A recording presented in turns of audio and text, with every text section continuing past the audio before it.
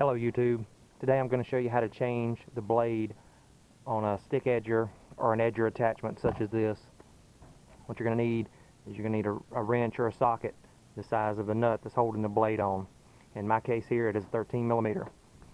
You're going to need the tool that came with the attachment to keep the blade from spinning. If you don't have that, you can use an Allen wrench or screwdriver or something, and I'll show you where to stick that in just a moment. And you're going to need a new blade. Alright. On the top of the shaft, or on the shaft here, you're going to look for the little slot, and there's my slot. And here's the notch that it goes in. You can stick a screwdriver down in there, or use the tool that came with it. You're going to slide it down in that slot, and what that does is it's going to lock the blade up so it won't turn. This particular one shows you turn it this way to tighten, so the opposite way will be to loosen. So I'm going to put my socket on there. I'm going to hold this steady, and I'm going to pull, and that's loosening the blade.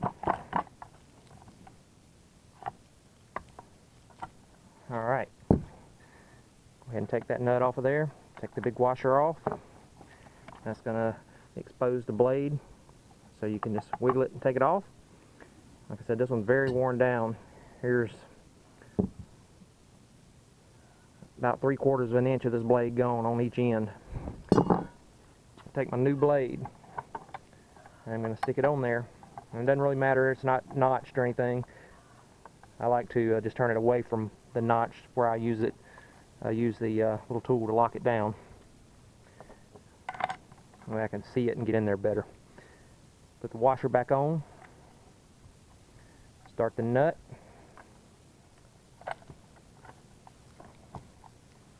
And get your wrench or socket back out. Go the opposite direction to tighten. So this one shows you on the nut which way to turn it to tighten.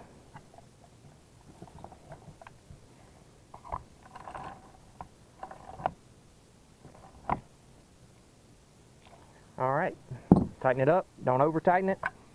Remove your tool, and there you go.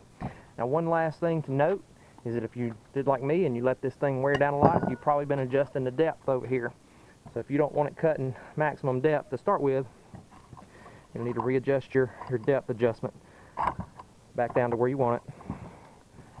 I usually don't cut too deep, so I'll start out up here, and as the blade wears down, I'll move the adjustment around so I get more use out of the blade. Alright, I appreciate you watching this video. I hope it helps you out. Shows you how easy it is to change a blade yourself. You can pick these blades up from Lowe's relatively cheap for this particular trimmer. And good luck out there. Have a great day.